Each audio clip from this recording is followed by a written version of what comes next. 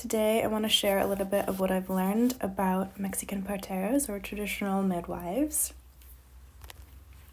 So a little bit about the history and background. Parteras are traditional midwives. They attend births and also recommend herbal treatments, massages, and other treatments to support pregnancy, labor and delivery, and postpartum. So this next section is a little bit about the history and the recorded history. Considered intangible cultural heritage by UNESCO, midwifery has contributed much to obstetrical knowledge. In Mexico, it is a centuries-old tradition. Midwives were highly respected figures in pre-Hispanic Mexico and are still among indigenous communities. The Florentine Codex, a Nahuatl Spanish document that dates back to the 16th century, features midwives' work and knowledge, from taking care of the pregnant mother to delivering the baby. The midwife's work did not end after delivering the newborn. She usually gave the child welcoming words, explaining the world's challenges, and advising them on how to solve particular problems. Then she blessed the mother and consulted the fortune of the newborn with doomsayers. Their care continued during lactation, and they are part of the upbringing in the first 2 years of life. And that's from the Western Gazette. And I really liked that parteras are not only very involved in taking care of the birth parent and the whole birth gestational process, but also kind of like what we experience godparents to be, like guardian angels. And before Western medicine came in traditional medical system in Mexico, there were curanderismos, or herbalists, and then parteras or comandronas are both different terms for midwives. A comandrona is like a less formal or a more informal way of addressing a midwife. And both of these practices, and there are many more, there's many different traditional Mexican medicine practices, but they were inspired by Aztec and Mayan structures. And these healers learn from wisdom that is passed down generationally and also derived from the rhythms of the earth. A little bit about the philosophy and principles of parteras. I thought this quote was really perfect. It says, "Every woman is my teacher," and Parteras in Health is an organization for midwives in Mexico. And I thought that it really captured how these caretakers and guardians look at the birth parents. I found it very lovely. All right. Parteras are seen as respected, wise members of the community who serve to protect women and their sacred bond with nature. Birth parents will go to local parteras for pregnancy advice and guidance before attempting to reach often unaffordable medical settings like hospitals that tend towards obstetric violence and over-medication. And here's a quote that's very informative. "Often parteras serve as a bridge between indigenous birthing parents and the medical system. They not only hold the knowledge of indigenous birthing practices and rituals, but serve as translators and civil rights advocates in the face of hospitals pushing for cesareans and expedited births." And that's from the Chiapas midwives movement, and there was a quote from them on the very first slide. So, parteras understand the importance of forging a bond of trust with the birth parents. Unconditional care and support is offered by the comandronas to the families as they experience the vulnerability of pregnancy, especially if language is a barrier, like it can be for indigenous groups, such as the Amuzugos, Tlapanecos, and Mixtecos, something the medical system is not structured to cultivate. So a lot of women, like this whole section is talking about, or birth parents, there's a major financial barrier and also language barrier, which is horrifying. And yeah, so these parteras are very, very important, especially for indigenous communities.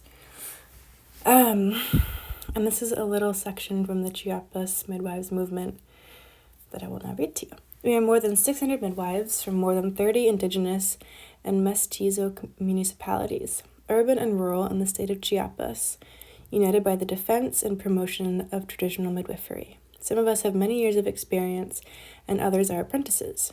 Most of us are women, but there are also male midwives. We all speak several languages: Chol, Toholabal, Teseltal, Tzotzil, and Spanish. Some of us speak up to 3 and others only 1, but we still try to communicate and understand each other. Chiapas Midwives Movement. And I really liked this little segment from their website. And I feel like it shows how diverse this movement is. And that's what makes them strong. Like we see in nature when we have biodiversity, it makes movements or the earth more resilient. Also, just to note that if you have any corrections on how I'm pronouncing things, please let me know. Right. So, perspective on partera and TMC belief systems.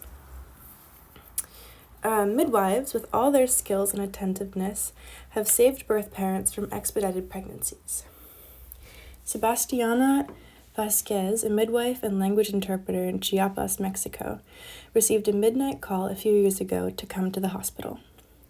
The doctors needed to translate to an indigenous woman that she was expected to have a stillbirth and required a cesarean section. When Vasquez arrived, she asked to examine the patient for herself. Suddenly, I hear one baby's heartbeat on one side and another heartbeat lower down, recalls Vasquez. I saw the baby's head fully crowned and said, "Why go for a C-section?" After the first baby was born, the resident doctor argued that the second baby would not be delivered, but Vasquez insisted, urging the resident to help her reposition the twin. Both babies came out alive, she says, explaining that not only was surgical intervention not necessary, but there was little reason to expect a stillbirth. That's why now I tell doctors, you can't tell me something I don't know. You studied in school, but my hands have worked for many years. I really love this little story that we get. I think it gives us a little window into how powerful parteras are and midwives are across the world, especially in places where expedited birth is pushed onto the system, which we see a lot in the US and I think all over. But I'm just really grateful that people in the world exist that have different perspective and hands-on experience. Here's another little bit. Cuanderismo is a diverse folk healing system of Latin America. 8 major philosophical premises underlie a coherent curing worldview of Latino patients.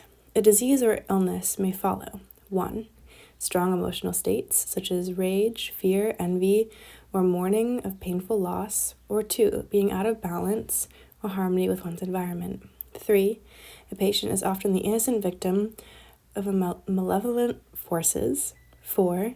The soul may become separate from the body, loss of soul. 5. Cure requires the participation of the entire family. 6. The natural world is not always distinguishable from the supernatural. 7. Sickness often serves the social function through increased attention and rallying of the family around a patient, or re-establishing a sense of belonging, re-socialization. And 8. Latinos respond better to an open interaction with their healer.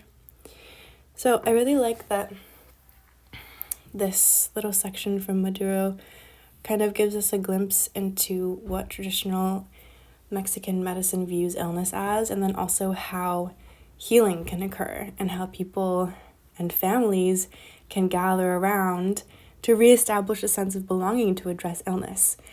And I think more and more there's been a lot of debate about that in the world, around what it means to be isolated, what it means to be in community, what true connection is. And I love that this is based in the cuanderismo, which is like the herbalism realm, and how to like reintegrate and heal. All right. Therapies, practices, and safety. So this section talks about the different tools that parteras use. And the quote in the bottom right says, in Spanish, to give birth translates to giving light, which I really, really love. So there are many traditional practices in pre- and postpartum midwifery, Mexican midwifery, After birth, a ceremony known as cierre la cadera, translating to closing of the hips, takes place. The cierre de cadera is usually paired with a baño postparto, or a postpartum bath. Traditional Mexican plants and flowers are chosen for this purifying bath to infuse the water. The cierre de cadera is a time for the birth parents to honor, grieve, and process the event that has occurred. Parteras know birth can be traumatic and awaken generational traumas, and this space is meant to provide ritual to sit with whatever may come up. Another traditional tool used by parteras is the rebozo, and here's a little insight into how rebozo is used. Rebozos are very long and wide scarves, and are used to wrap the body and the process of the cierre. I lay down on a bed which had a rebozo expanded across it. The cierre begins at the feet. Working together, the midwives wrap the rebozo around my feet and across, with each one taking an end.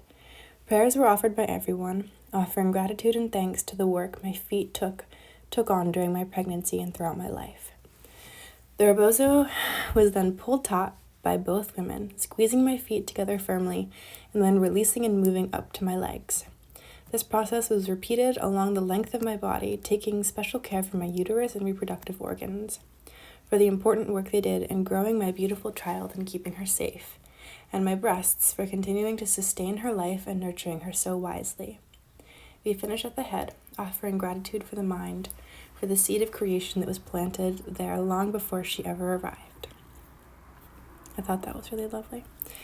The rebozo is not only used for relaxation, but also techniques such as rebozo shifting, also known as manteada. The skill consists of gently rocking or shaking the belly with the rebozo to create space and encourage the baby to shift into an ideal position.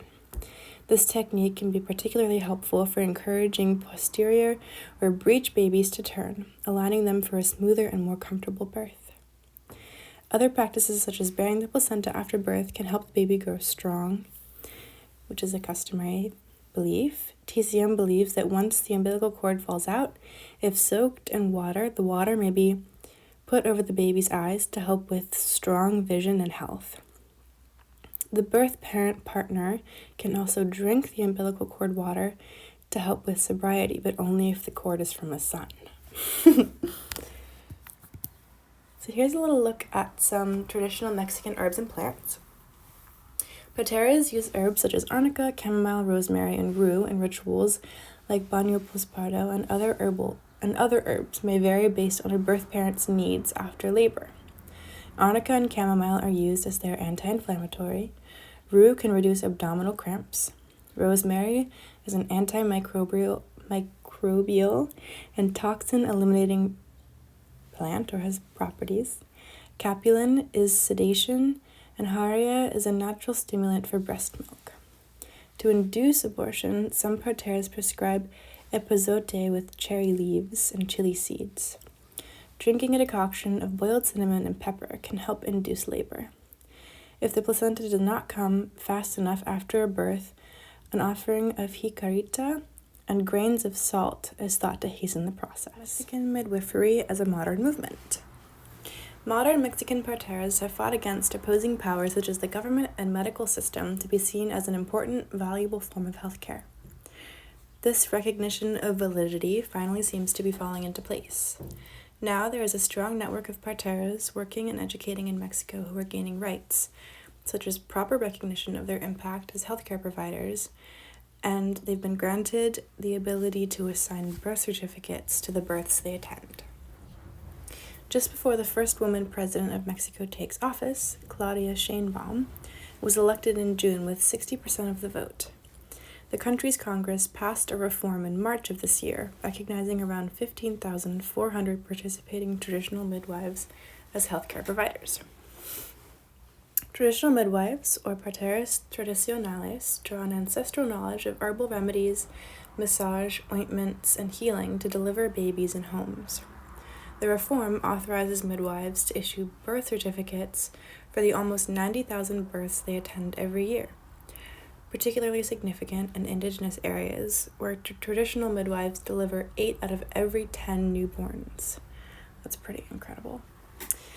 Not only in Mexico, not only support in Mexico, support structures and making strides to support parteras, but associations like PAHO are also extending support. The Pan American Health Organization, PAHO, with the support of the Government of Canada, has been working with over 1,000 traditional midwives since 2021 to provide them with knowledge of warning signs to help prevent maternal and neonatal deaths. An example of a movement outside of PAHO is the Chiapas movement, which seems to strongly exemplify part of the partera's perspective. The movement is independent, not associated with any political party or government or any religion, and is open for all midwives who want to participate to do so, regardless of whether they are certified, non-certified, traditional, or professional. One of our dreams is to integrate all of the midwives of Chiapas into the movement to fight for our rights. Chiapas movement. The reform also protects a woman's freedom to decide how and where to give birth, including her right to access traditional medicine. Making a critical victory for the movement of traditional midwives, the reform acknowledges that parteras obtain authority from their communities rather than the government, a departure from long-established efforts to place midwifery under the control of the health sector. So I really love that there's a lot of resistance being cultivated in this movement to empower birth parents and also show that traditional medicine can be super powerful and is super powerful and is incredibly relevant in a modern context. In conjunction with modern medicine, a lot of the midwives or a lot of the resources that I looked into talked about how their practice involved traditional medicine and understanding of the body and of plants, but also grateful for modern medicine and when that can be of aid and when that needs to be brought in. All right, and then here are my resources. Thank you so much for watching.